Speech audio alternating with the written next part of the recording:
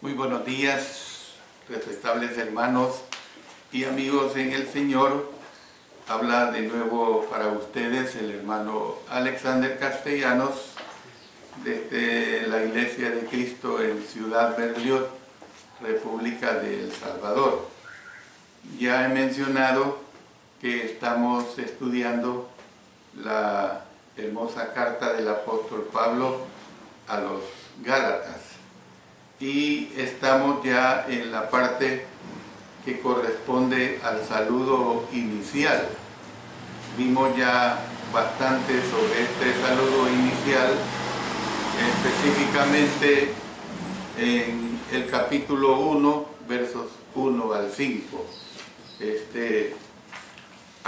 Yo omití decir que cada una de estas lecciones al final tiene una recopilación de verdades.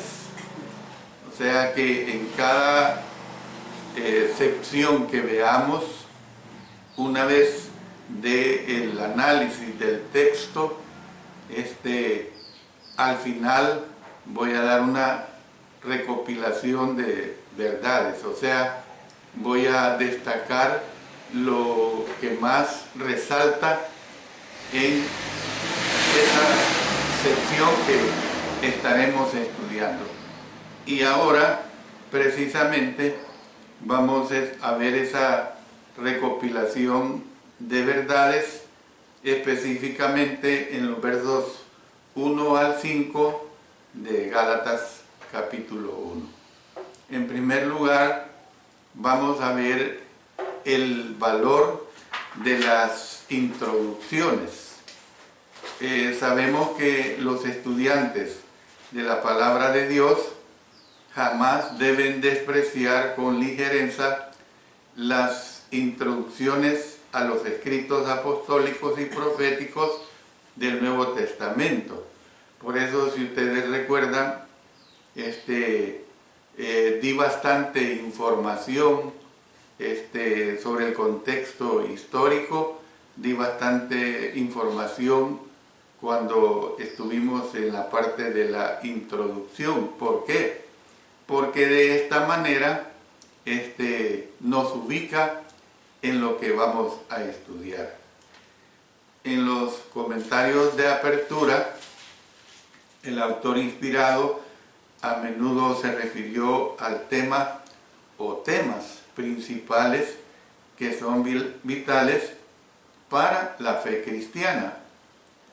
En la introducción a Gálatas, capítulo 1, versos 1 hasta el 5, el apóstol Pablo expuso 4 aspectos bien importantes. Primero, expuso su autoridad apostólica. En segundo lugar, expuso la gracia y la paz de Dios. En tercer lugar, el sacrificio. Y en cuarto lugar, la resurrección del Señor Jesucristo. O sea, el sacrificio de Cristo y la resurrección de nuestro Señor Jesucristo. Esto es lo que nosotros podemos destacar en Gálatas, específicamente en la parte que corresponde a la introducción. Pero otro aspecto que se destaca es que Cristo se dio a sí mismo. Específicamente, esto lo destaca en el verso 4. En ese verso 4 está comprendida esta situación bien claramente. Dice, el cual se dio a sí mismo por nuestros pecados para librarnos del presente siglo malo, conforme a la voluntad de Dios y Padre. Entonces, cuando contemplamos la mente de la deidad, tenemos que darnos cuenta de nuestras limitaciones que tenemos. Por ejemplo, vamos al Antiguo Testamento, específicamente en el libro de Isaías, en el capítulo 55, en los versos 8 y 9. Ahí deja plasmado este pensamiento.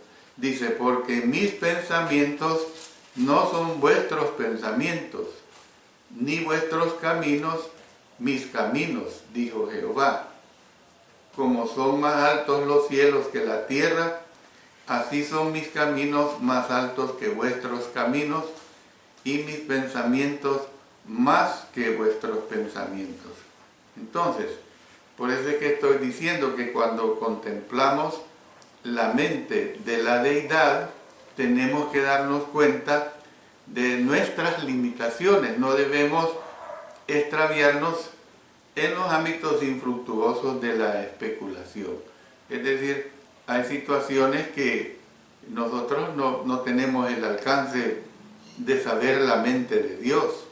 No tenemos el alcance de averiguar lo que realmente nuestro Dios quiere o desea en relación a lo profundo de Él. Lo que sí es bien claro que su voluntad en cuanto a la obediencia del ser humano, eso no se puede discutir nada. Sin embargo, las Escrituras nos animan a meditar en la palabra y Dios recompensará a aquellos que en forma humilde y honestamente buscan entender su voluntad. Por ejemplo, vamos otra vez al Antiguo Testamento y si vamos a Josué, ahí miren en Josué en el capítulo 1 y el versículo 8, dice: nunca se apartará de tu boca este libro de la ley, sino que de día y de noche meditarás en él, para que guardes y hagas conforme a todo lo que en él está escrito, porque entonces harás prosperar tu camino y todo te saldrá bien. Si vamos, por ejemplo, también al Salmos capítulo 1 y vamos a leer los versos 1 al 3. Bienaventurado el varón que no anduvo en consejo de malos, ni estuvo en camino de pecadores, ni en silla de escarnecedores se ha sentado, sino que en la ley de Jehová está su delicia, y en su ley medita de día y de noche. Será como árbol plantado junto a corrientes de aguas, que da su fruto en su tiempo, y su hoja no cae, y todo lo que hace prosperará. Luego, aquí mismo en este libro de Salmos vamos a consultar el Salmo 119. Es un salmo muy extenso. Vamos primero al verso 15. En tus mandamientos meditaré, consideraré tus caminos. Luego vamos a los versos 46 al 48. Hablaré de tus testimonios delante de los reyes y no me avergonzaré, y me regocijaré en tus mandamientos, los cuales he amado. Alzaré asimismo mis manos a tus mandamientos que amé, y meditaré en tus estatutos. Entonces, como ustedes pueden ver, todo tiene relación en lo que estoy diciendo, que las Escrituras nos animan a meditar en la palabra y que Dios recompensará a aquellos que en forma humilde y en forma honesta buscan entender su voluntad. Entonces, debemos intentar visualizar, por ejemplo, las grandes gotas de sudor que cayeron del rostro de nuestro Señor cuando Él oró en Getsemaní. Miren lo que dice en Lucas, en el capítulo 24, en el verso, vamos a leer los versos 43 y 44. Dice así: y Él lo tomó, permítanme, voy a rectificar. Lucas capítulo 22 es. Lucas capítulo 22, versos 43 y 44. Y se le apareció un ángel del cielo para fortalecerle, y estando en agonía, oraba más intensamente, y era su sudor como grandes gotas de sangre que caían hasta la tierra. Entonces, también nosotros debemos contemplar pues el hecho de que su espíritu fue uno con el Padre, pero sin embargo, o no obstante, Él llevó nuestros pecados en su cuerpo sobre el madero. Esto lo dice claramente la primera carta del apóstol Pedro en el capítulo 2, verso 24. Entonces, cuando así lo hagamos, quizás, hermanos, tengamos una idea de cuál sea la esencia del significado del término sacrificio y también del misterio de Dios. Entonces, ¿qué es lo que vemos? Que por su naturaleza, Jesús, en perfecta santidad, aborreció el pecado en el que estaba a punto de convertirse. Miren lo que tenemos en Hebreos, en el capítulo 1 y el versículo 9. Dice, has amado la justicia y aborrecido la maldad, por lo cual te ungió Dios, el Dios tuyo, con óleo de alegría más que a tus compañeros. Entonces, al mismo tiempo, en su perfecta armonía espiritual con Dios, deseó precisamente hacer la voluntad de Dios y fue nutrido al hacerlo así. En el Evangelio de Juan, en el capítulo 4 y el versículo 34, nos dice de la siguiente manera: Jesús les dijo, mi comida es que haga la voluntad del que me envió y que acabe su obra. Entonces, ¿qué es lo que podemos seguir analizando? Todo lo demás que Dios le pidió, pudo hacerlo de buena gana. Y efectivamente, Él deseó hacerlo. Sin embargo, su santidad tuvo que haber sentido repugnancia ante la idea de convertirse en pecado. ¿Por qué? Porque Él no hizo pecado. Él no fue pecado. La Escritura habla que fue tentado en todo, pero sin pecado. Entonces, para el Señor Jesucristo fue repugnante el asociar o que le asociaran a Él el pecado, pero era para cumplir la voluntad del Padre y era precisamente también para poder dar la salvación. Antes de su encarnación, tuvo que haber sabido que Él, el príncipe de vida, pues, había de ser entregado al reino de Satanás, el príncipe de muerte, el ser más malévolo que haya existido. Entonces, seguramente fue aquí, mientras luchaba en oración, que nuestro Señor aprendió plenamente la obediencia, haciendo la voluntad del Padre y también sometiéndose a algo que era totalmente contrario a la fibra espiritual de su ser, o sea, su naturaleza espiritual, pues. Él no estaba en la condición de considerarse pecador. Sin embargo, como que fue pecador, fue sacrificado. Entonces debemos aprender, hermanos, tal obediencia, tal aborrecimiento al pecado, tal sacrificio amoroso.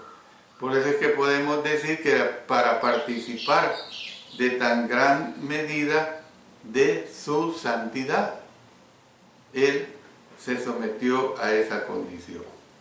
Pero sigamos analizando. Estamos en esta condición del verso 4 de Gálatas 1, cómo es que Cristo se dio a sí mismo.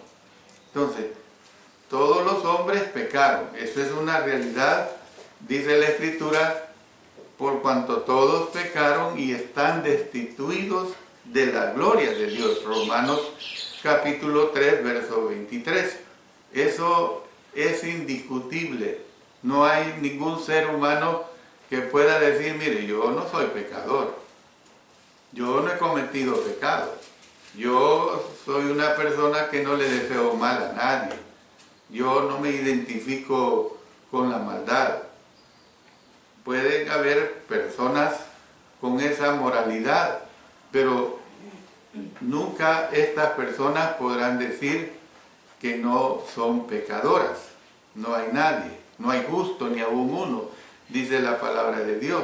Entonces, dependiendo de que esté consciente de lo anterior, el hombre caído tiene que dar este primer paso en la aceptación de la salvación que Jesús nos ofrece por medio de su muerte redentora. Es lo más grandioso que pudo hacer nuestro Señor Jesucristo, su muerte redentora en favor de los pecadores. El autor a los hebreos, mire lo que dice en Hebreos capítulo 2, versículo 10, dice: porque convenía a aquel por cuya causa son todas las cosas, y por quien todas las cosas subsisten, que habiendo de llevar muchos hijos a la gloria, perfeccionase por aflicciones al autor de la salvación de ellos. Entonces, ¿qué es lo que vemos, hermanos? Que la agonía que sufrió el Señor Jesús en Getsemaní fue precisamente en la voluntad de Dios. Es decir, que la única manera de alcanzar el propósito por el cual fue enviado en su misión terrenal. Miren lo que nos dice 1 Timoteo capítulo 1 y el versículo 15.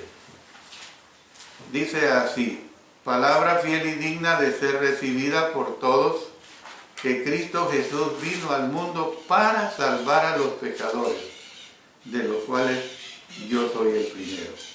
Entonces, Él, o sea, el Redentor, pagó el precio de compra por nuestros pecados.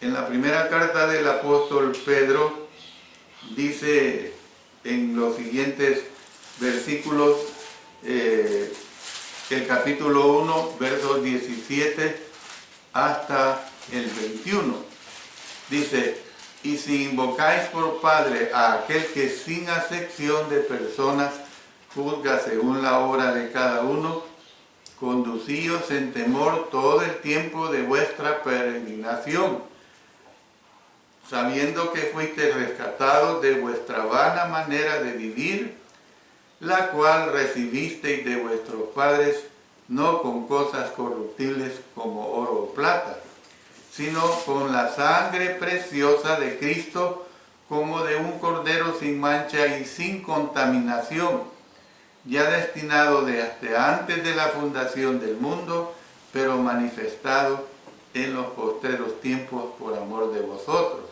y mediante el cual creéis en Dios, quien le resucitó de los muertos y le ha dado gloria, para que vuestra fe y esperanza sean en Dios. Entonces, nosotros podemos ver que el Señor Jesucristo fue el Cordero de Dios que llevó nuestros pecados. Dice en el Evangelio de Juan, capítulo 1, Evangelio de Juan, capítulo 1, versículo 29. El siguiente día vio Juan a Jesús, o sea, Juan el Bautista, que venía a él, y dijo: he aquí el Cordero de Dios que quita el pecado del mundo. Entonces, ¿qué es lo que vemos?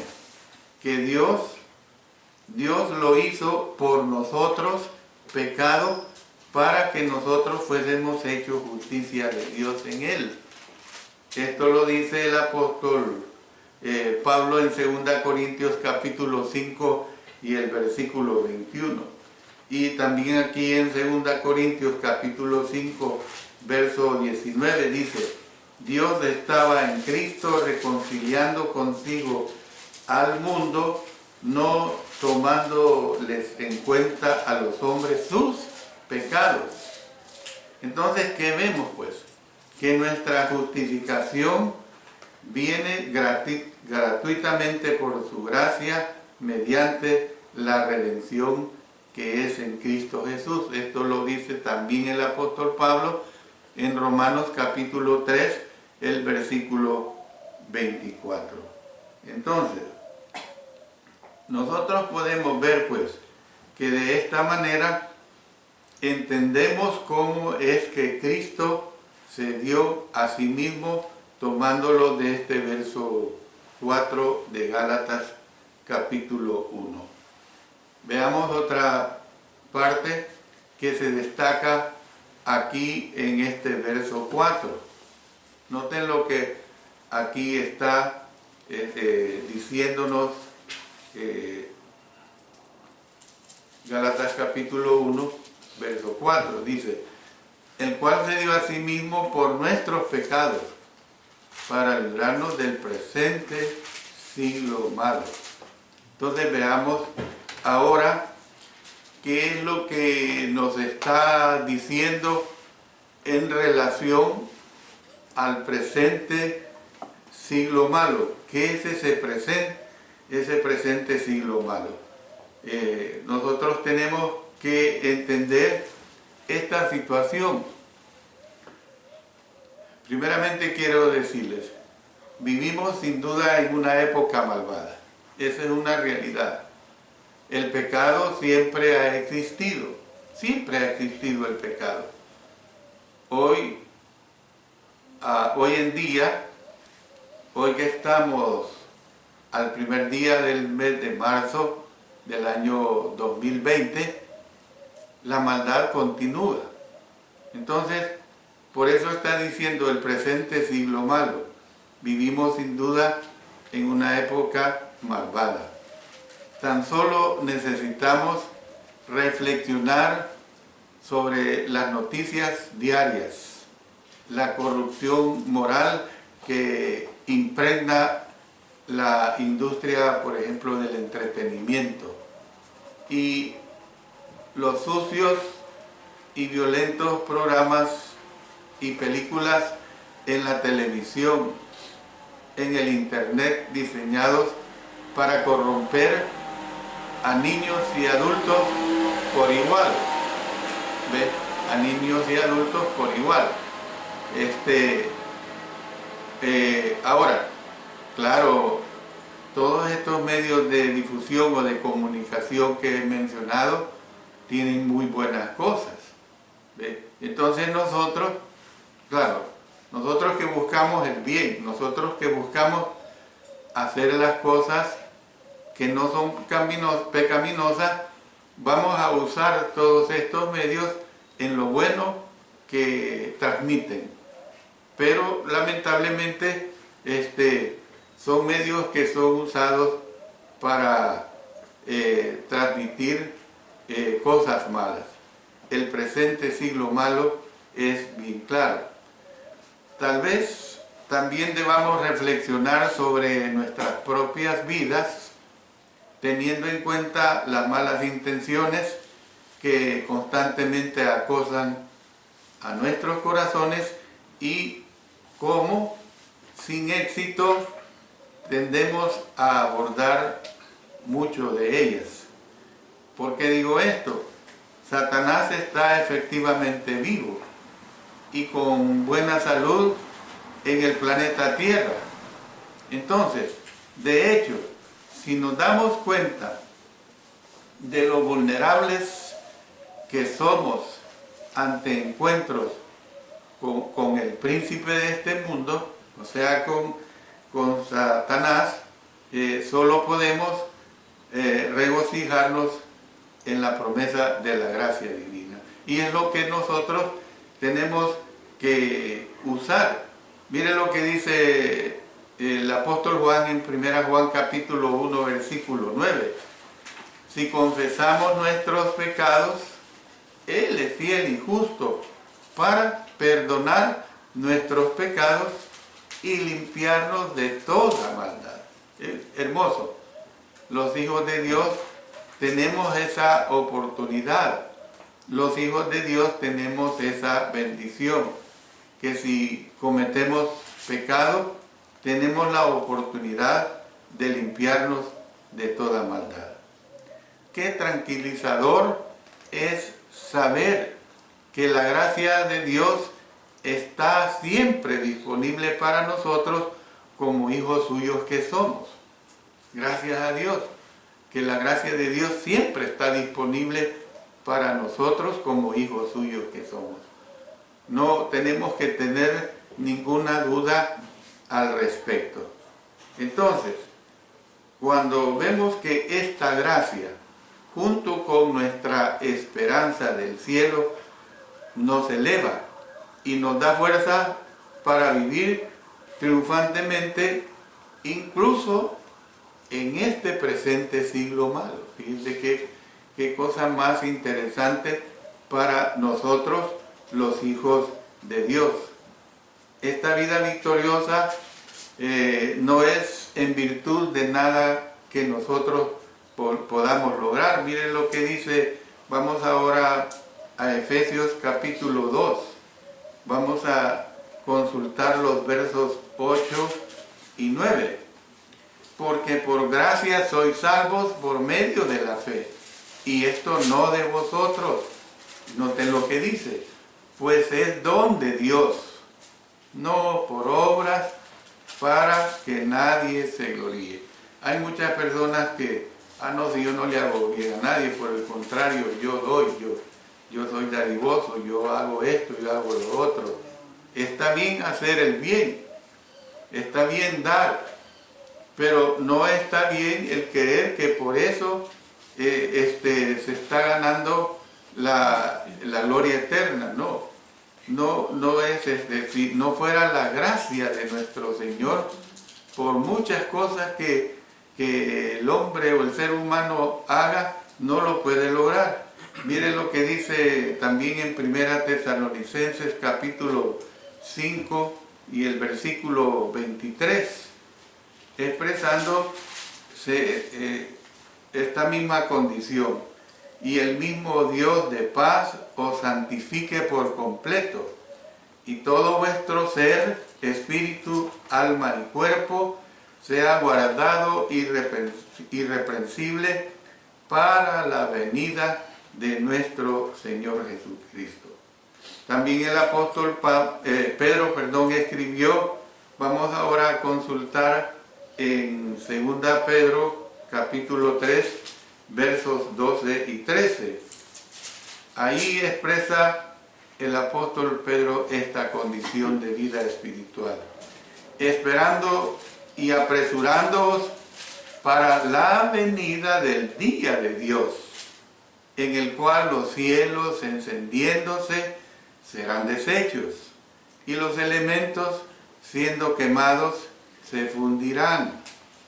¿Cree usted esto? Aquí lo dice la Sagrada Escritura. Va a ser quemado este planeta. Dice, pero nosotros esperamos, según sus promesas, cielos nuevos y tierra nueva, en los cuales mora la justicia. Entonces, hermanos, una orientación hacia un mundo futuro es vital para nuestro andar cristiano. Es decir, tiene que haber una orientación en el sentido de el galardón eterno, de que nuestro caminar nuestra ciudadanía está en los cielos. Esa es nuestra meta final. Si no existiera esa condición de vida espiritual en nosotros como hijos de Dios que somos, entonces no tendría sentido nuestra vida en Cristo Jesús. No tendría sentido. Entonces, si creemos que nuestro mundo actual, con sus muchas tentaciones, está condenado a la destrucción ardiente, consideraremos indigno que invirtamos fuertemente en él. Es decir que, dice el apóstol Pedro, miren, para reforzar esto que estoy diciendo en 1 Pedro capítulo 1, verso 4, ahí dice, lo doy énfasis a esta parte, una herencia incorruptible, incontaminada e inmarcesible, noten acá, reservada en el cielo para vosotros. Yo creo que usted entiende bien esta situación. ¿Qué es lo que indica reservado? Usted, por ejemplo, va a un restaurante y ve X, Y, Z mesas y tienen un letrero que dice reservada. Usted respeta esa palabra y ni siquiera intenta alar una de las sillas colocadas al lado de esa mesa, porque están reservadas esas mesas. Y yo nunca he podido ver, a lo mejor se han dado casos, ¿verdad? Pero yo nunca puedo ver a una persona que actúe abusivamente y que ale una de esas sillas y se siente se sienta en una de ellas. Entonces, eso es lo que nosotros tenemos que entender acá, hermanos, cuando dice una herencia incorruptible, incontaminada e inmarcesible. Fíjense, 3 cualidades que no tienen vuelta a Dios, hermano. Y dice, reservada en el cielo para vosotros. Entonces, debemos entender, pues, que esa herencia con estas cualidades está reservada para nosotros. Está reservada para nosotros, por supuesto, siempre y cuando seamos obedientes a las cosas de nuestro Señor. Parece una increíble inversión, cualquiera que sea su costo, pero esa es la realidad, hermano, es la realidad. Entonces, quiero terminar diciéndoles esto. Hagamos de un hogar en el cielo nuestro objetivo. Eso es lo que tenemos que entender. Hagamos de un hogar en el cielo nuestro objetivo. Que nuestra meta, hermanos, sea precisamente ir al cielo. Estar en el cielo por 100 años, 1000 años, no. Cuando ganemos el cielo, vamos a estar en el cielo eternamente. Por los siglos de los siglos. Amén. Entonces, como ustedes pueden ver, así como yo me he gozado en ver esta recopilación de verdades de Gálatas, capítulo 1, versos 1 al 5, de el valor de las introducciones, de que Cristo se dio a sí mismo y del presente siglo malo, entendamos pues lo valioso que es destacar todos estos aspectos que el Señor nos ha puesto. Que Dios bendiga su bendita palabra. Amén. Amén.